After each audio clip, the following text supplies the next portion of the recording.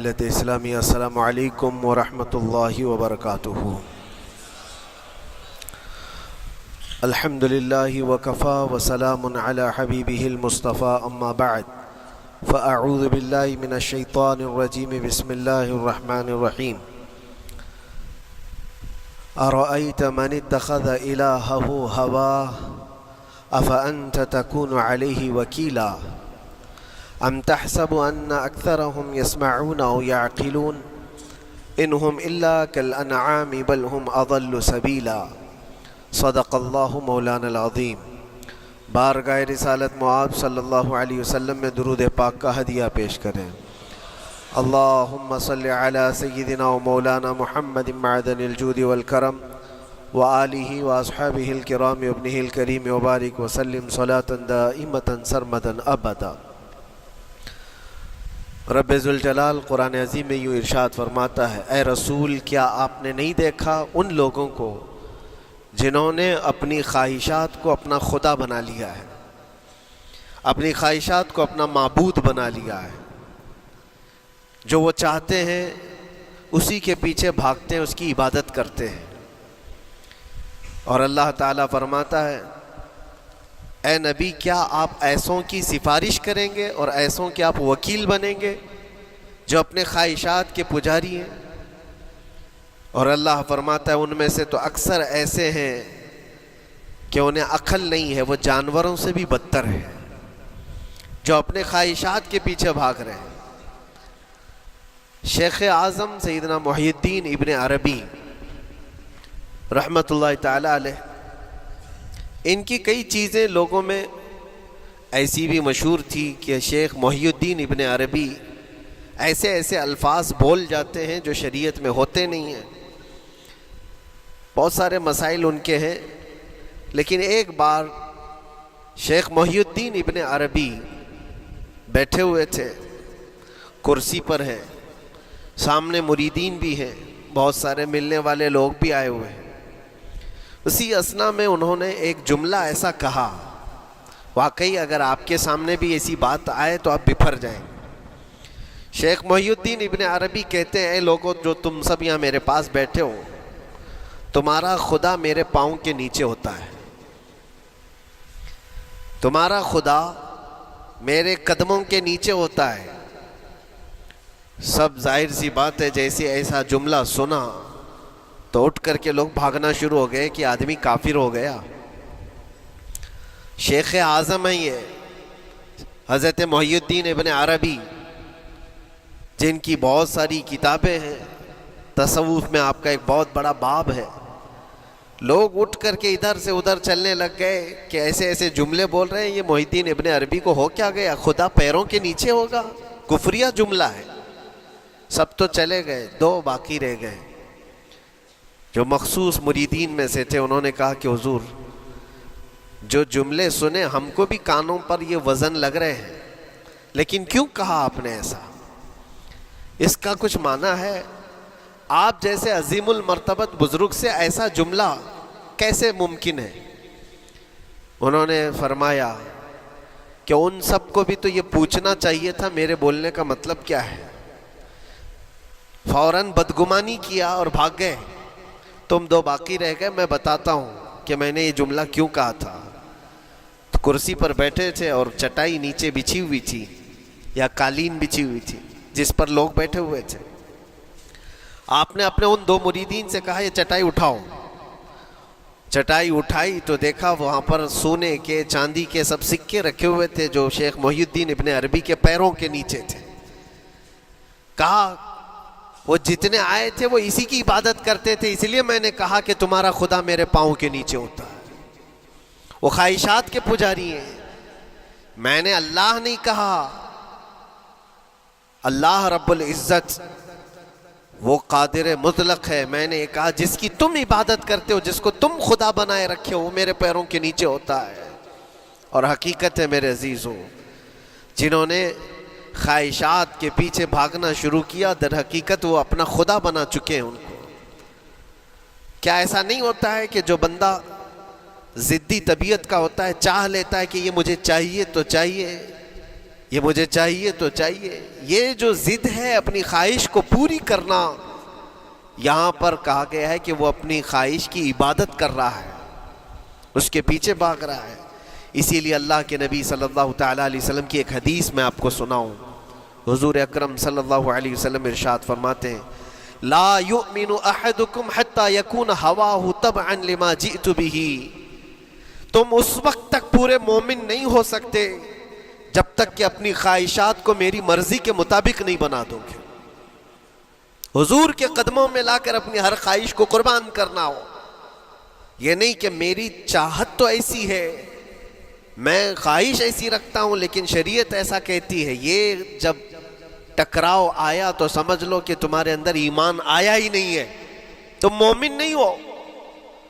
مومن وہ ہے جہاں دنیا کی ساری خواہشات وہ حضور کے قدموں پر قربان کر دیتا ہے، اس کی اپنی کوئی خواہش نہیں ہوتی.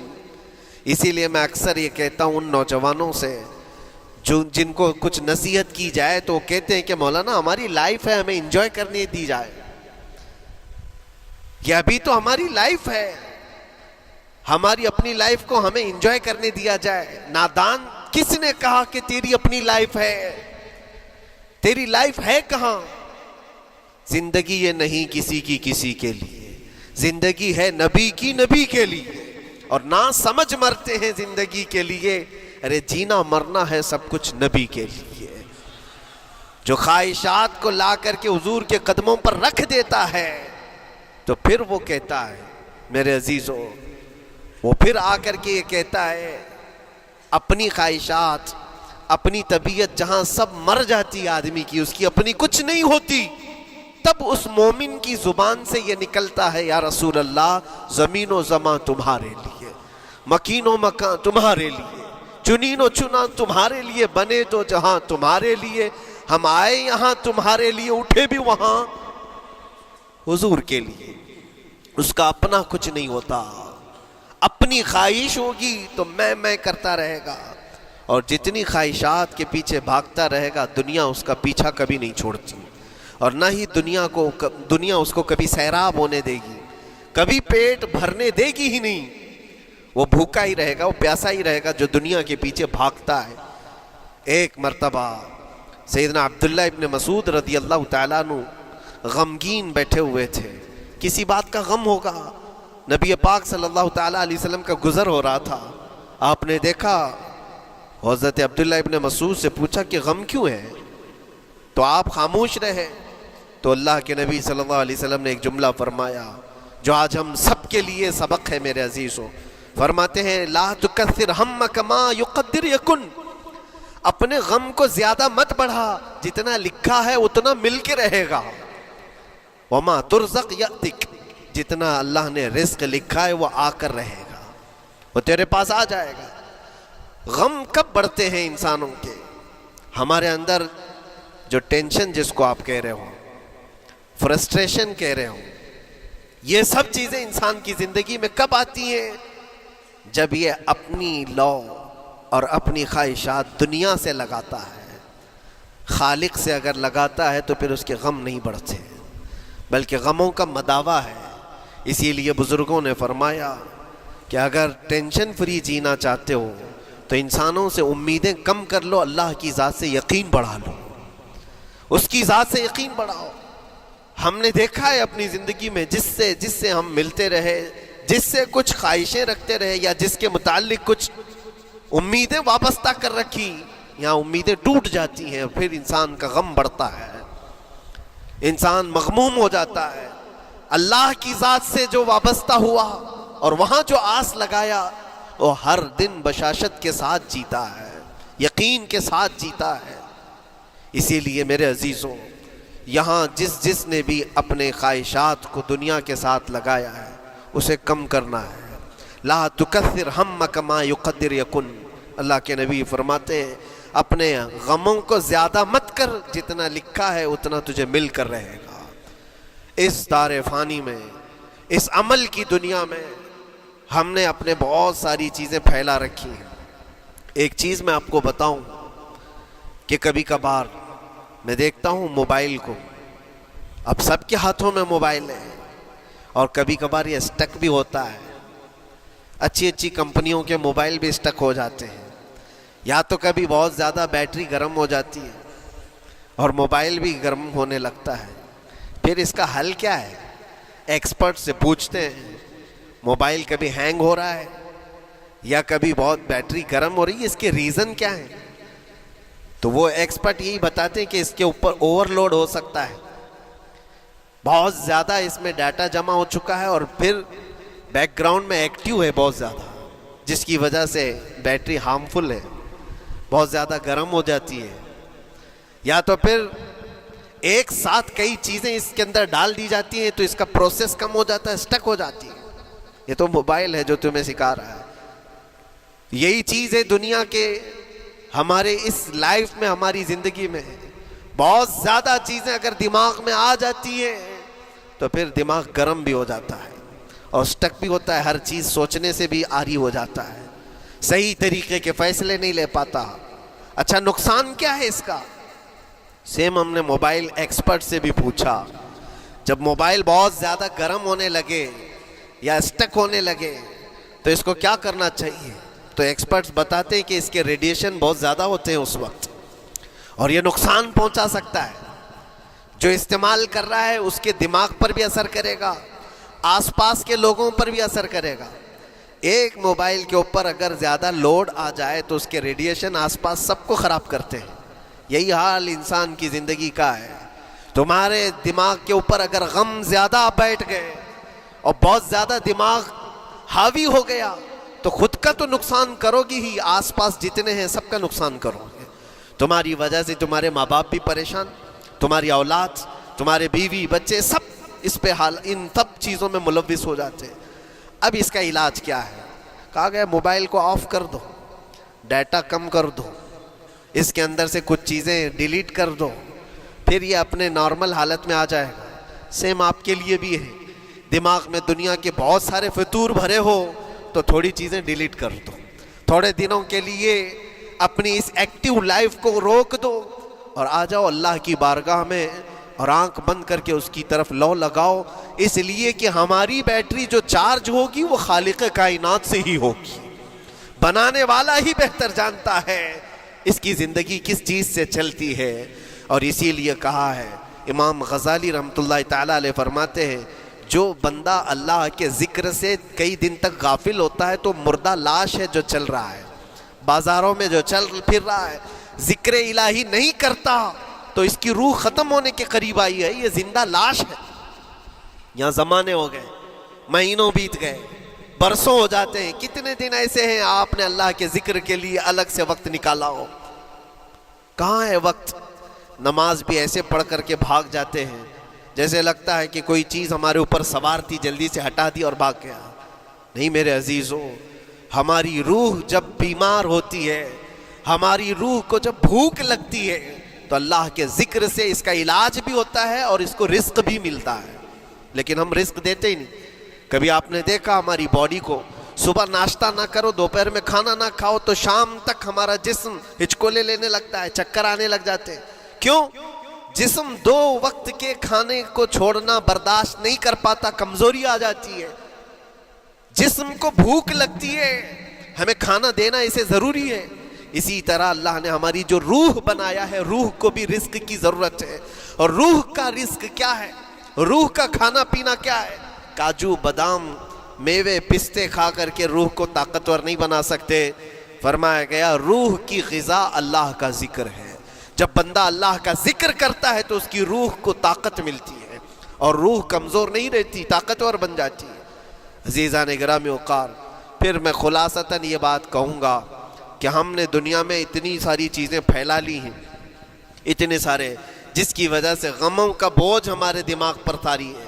اور ایک وقت وہ آئے گا جب ساری چیزیں چھوڑ کر کے فوراً بھاگنا پڑے گا, نکلنا پڑے گا. کچھ لوگوں کے متعلق کہا گیا ہے کہ روح نکلنے کے وقت اس کو بہت تکلیف ہوتی ہے, سب کے لیے نہیں. کچھ ایسے لوگ ہیں جن کی روح نکلنے کے وقت درد زیادہ ہوتا ہے, تکلیف زیادہ ہوتی ہے مرنے کے وقت. پوچھا گیا کیوں؟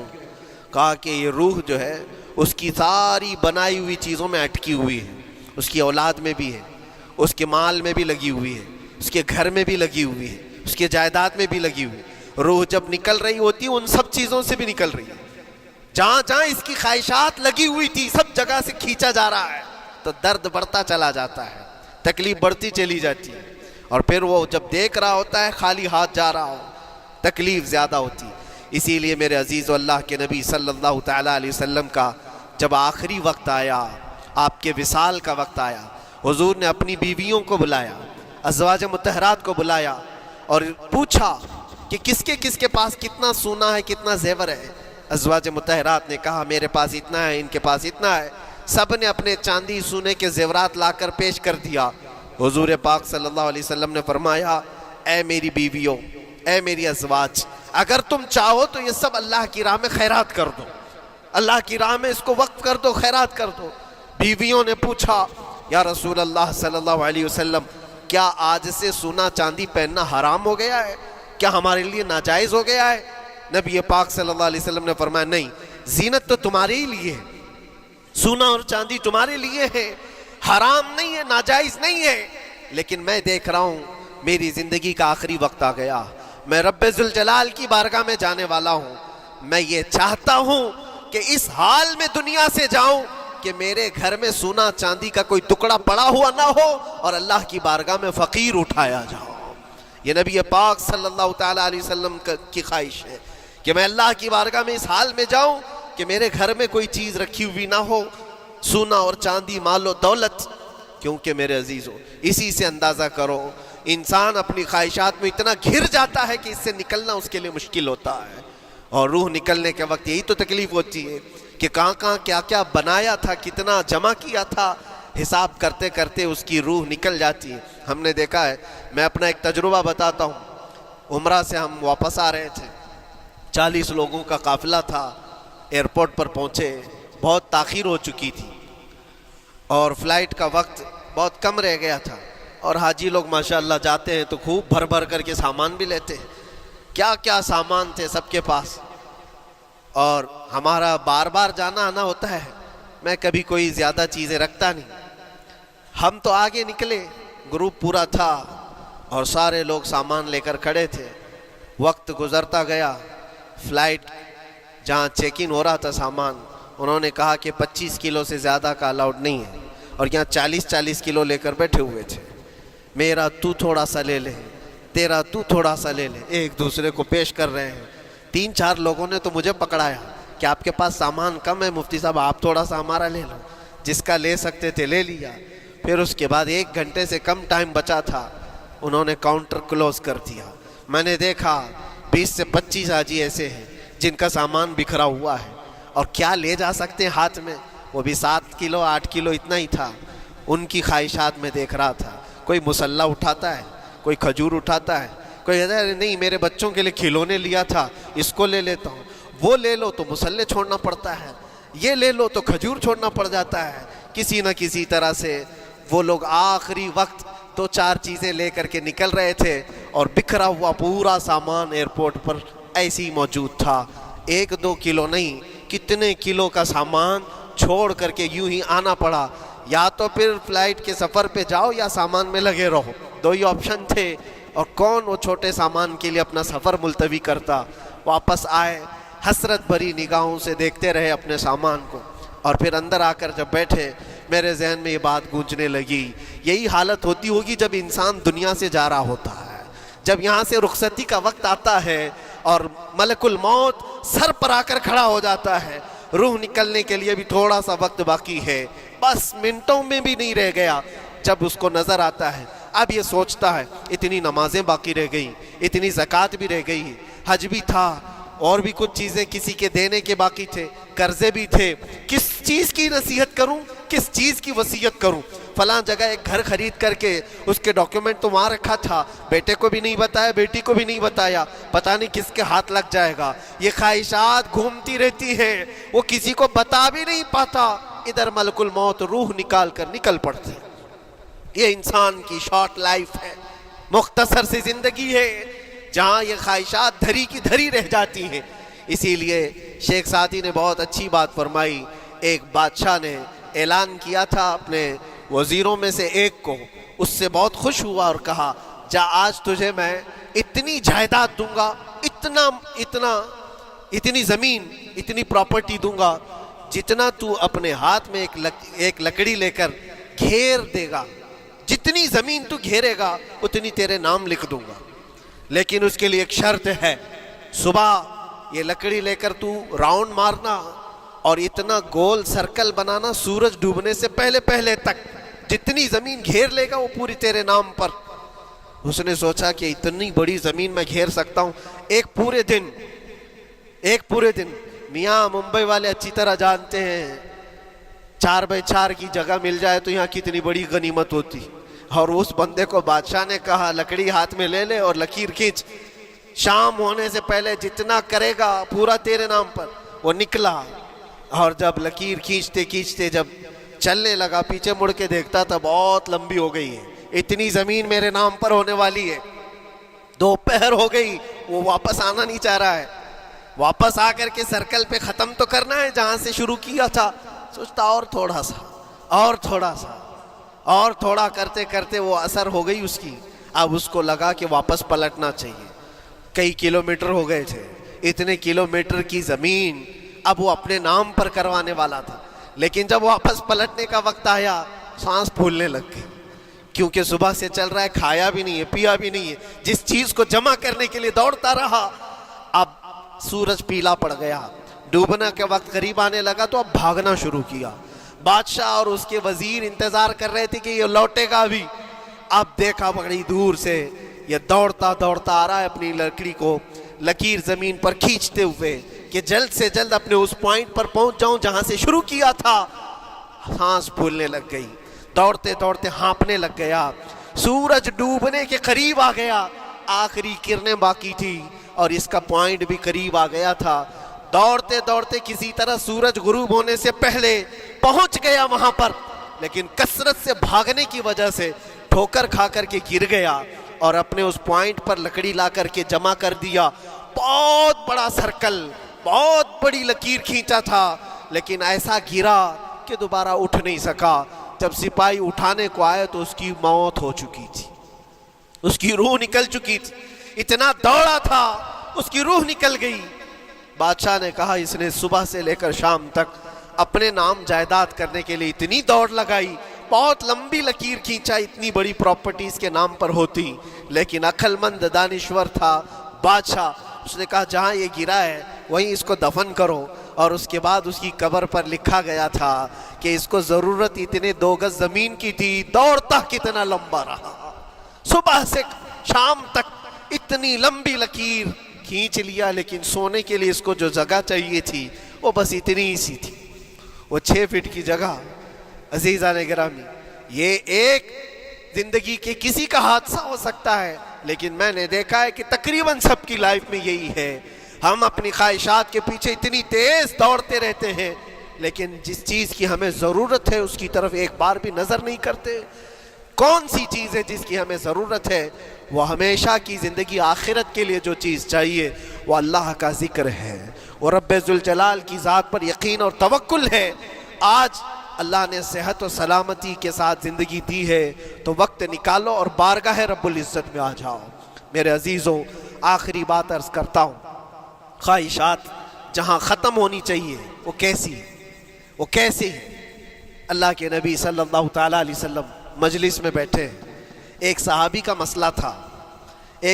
مسئلہ ایسا تھا کہ وہ صبح جلدی دوڑ کر کے چلے جاتے تھے۔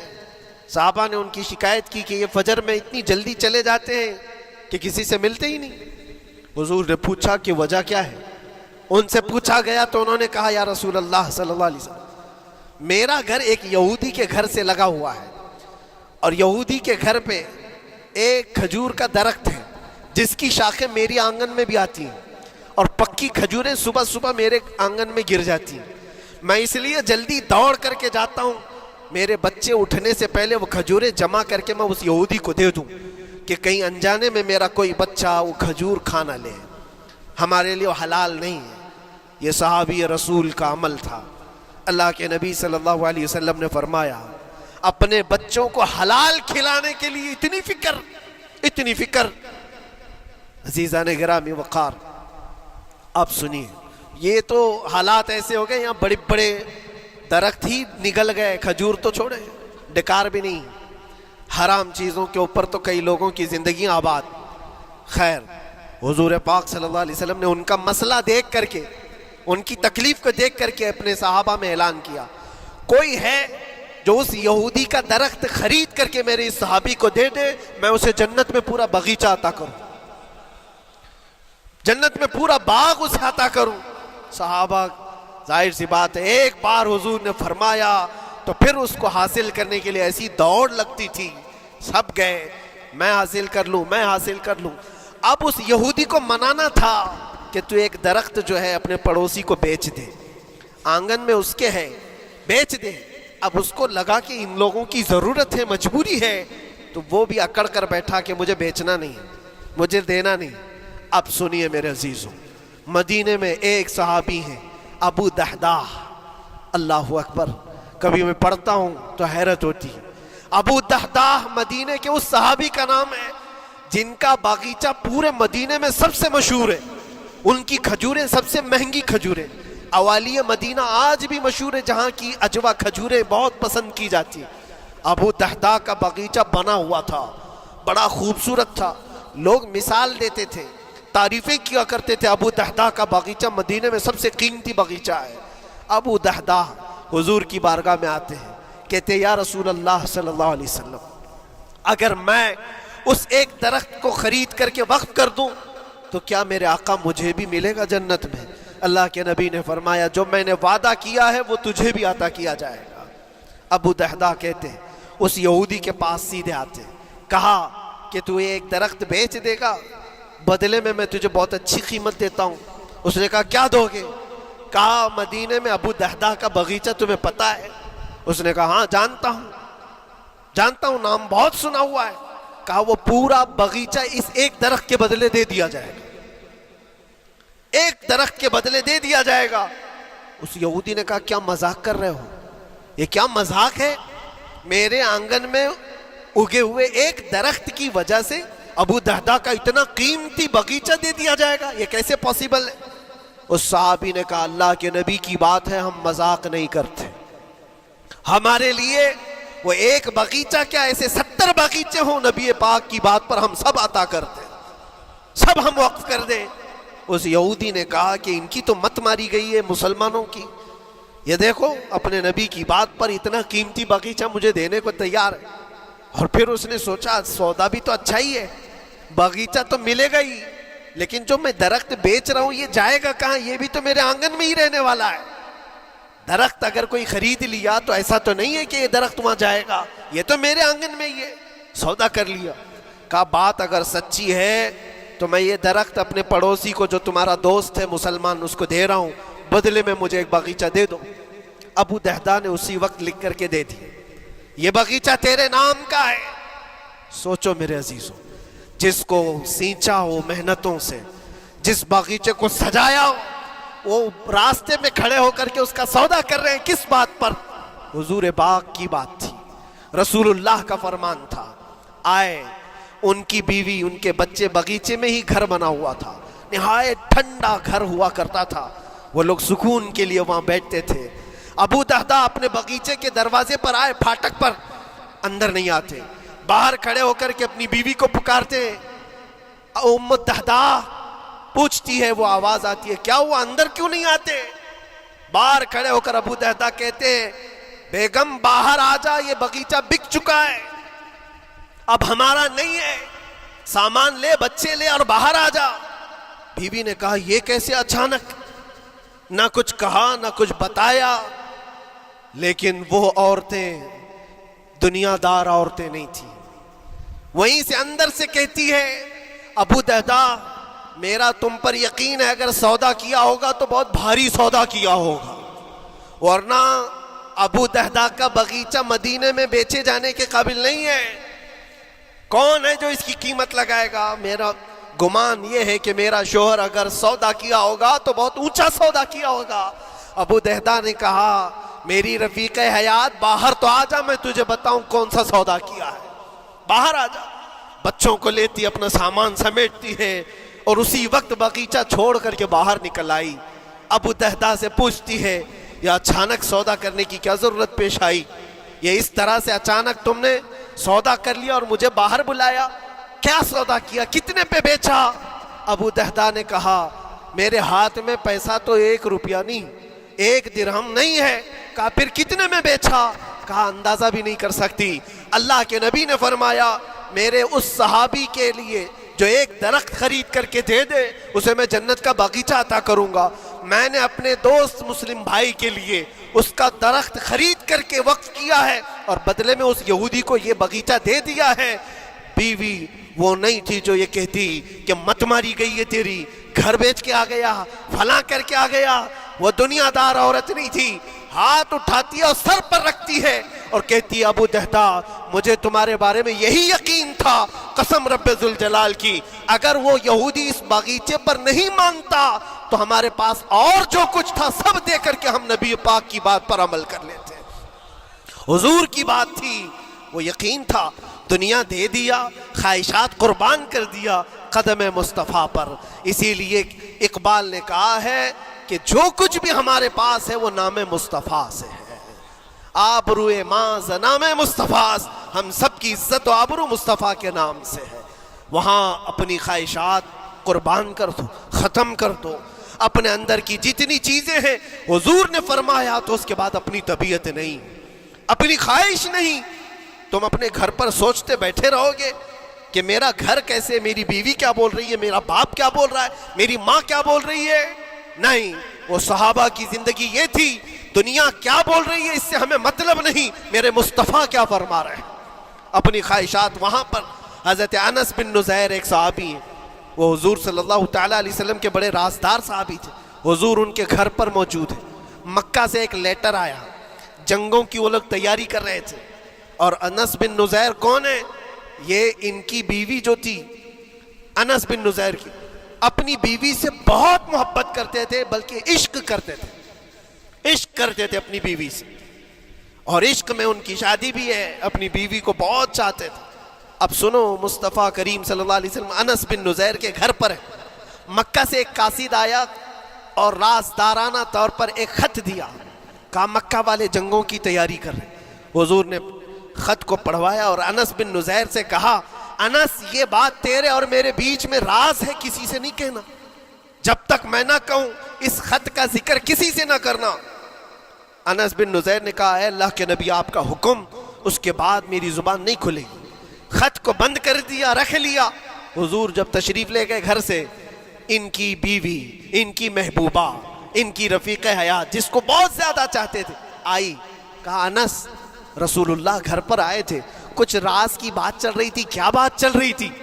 انس بن نزیر نے کہا دیکھ میری بیگم، محبت اپنی جگہ پر، وہ میرے مصطفیٰ کا راز، وہ میں نہیں شیئر کر سکتا، وہ نہیں بتا سکتا۔ بیوی ہنس کر کہتی تم نہیں بتاؤ تو کوئی بات نہیں، میں نے تو دیوار کے پیچھے سے سن لیا ہے، مکہ والے جنگوں کی تیاری کر رہے ہیں، خط آ گیا ہے۔ انس بن نزیر نے اپنی بیوی سے اتنی بات سنی، سیدھے جا کر کے گلا پکڑ لیا، گردن کو دبوچ دیا اور کہا اس وقت تک میں تیری گردن نہیں چھوڑوں گا جب تک میرے مصطفیٰ کا فرمان نہ آ جائے۔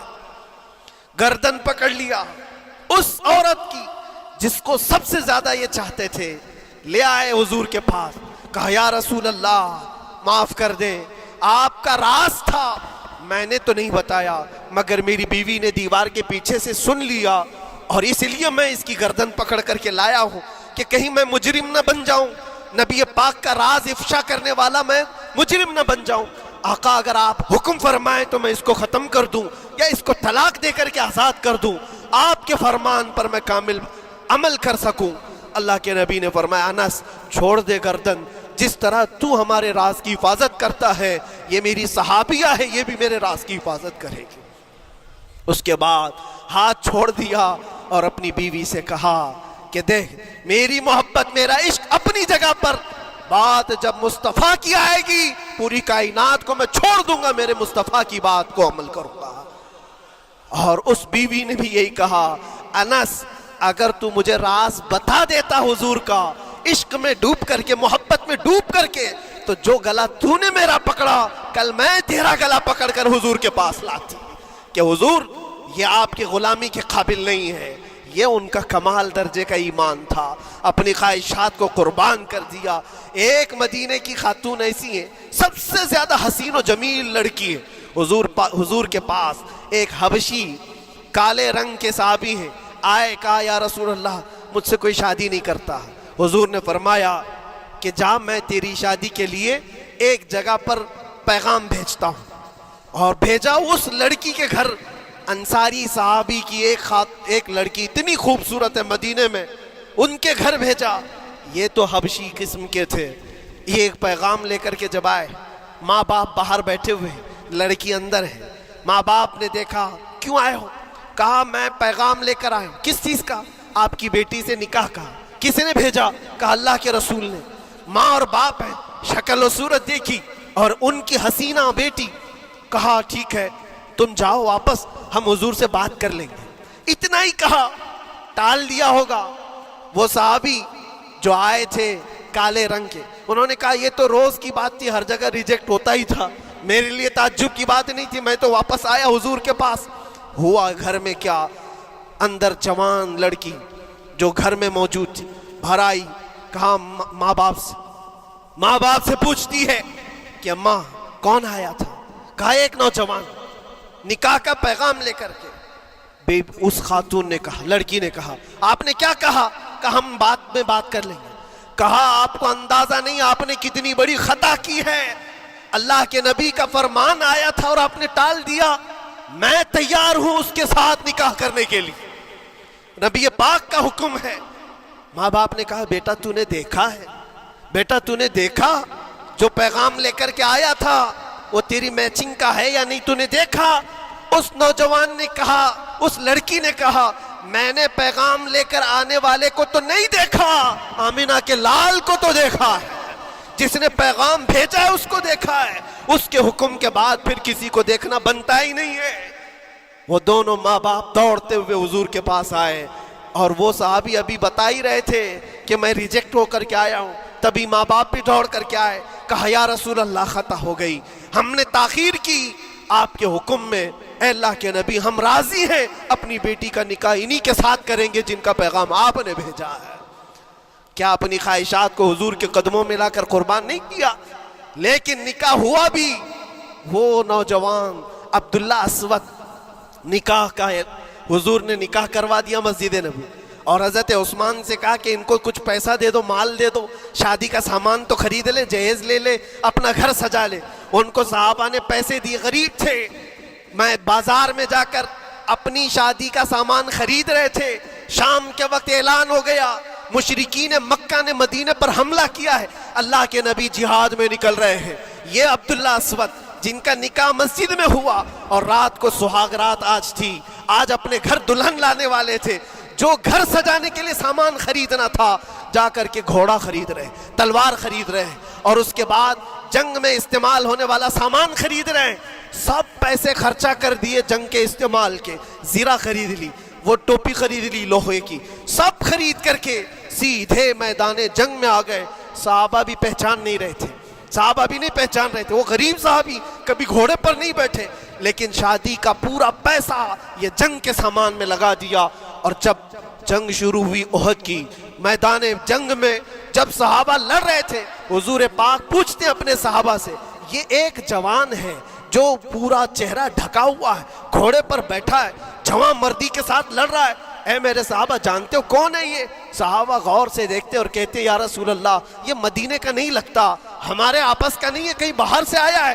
حضور نے فرمایا جا کے غور سے دیکھو, اس کی کالی کالی کونیوں سے میں پہچان رہا ہوں, وہ میرا عبداللہ اسود ہے. آج میں نے اس کو شادی کے لیے پیسے دیے تھے, وہ سارے پیسوں سے یہ جنگ کا سامان خرید کر کے لایا ہے. شام ہونے سے پہلے خبر آئی عبداللہ اسود کو ظالموں نے شہید کر دیا تھا, قتل کر دیا تھا, اور وہ مٹی میں گرے ہوئے تھے. حضور خود چل کر کے آئے, عبداللہ اسود کے پاس آ کر کے بیٹھتے ہیں. اور سر اٹھا کر کے اپنی گود میں رکھتے ہیں، چہرے سے دھول کو صاف کرتے ہیں، اور پھر فرماتے ہیں اللہ کے کچھ بندے ایسے ہیں جو اللہ سے کیا ہوا وعدہ پورا کر کے دکھاتے ہیں، ساری دنیا ایک طرف، فرمان مصطفیٰ ایک طرف۔ میرے عزیزوں، یہ خواہشات کی قربانیاں ہیں جب جا کر کے ایمان تکمیل پاتا ہے۔ بس اخیر میں اتنا کہوں گا، ہمارا ایمان صرف اتنا ہونا ہے، انہیں جانا انہیں مانا، نہ رکھا غیر سے کام، للہ الحمد میں دنیا سے مسلمان گیا۔ اٹھو، قوت عشق سے ہر پست کو بالا کر دو، دہر میں نام محمد سے اجالا کر دو۔ وآخر دعوانا ان الحمدللہ رب العالمین۔ السلام۔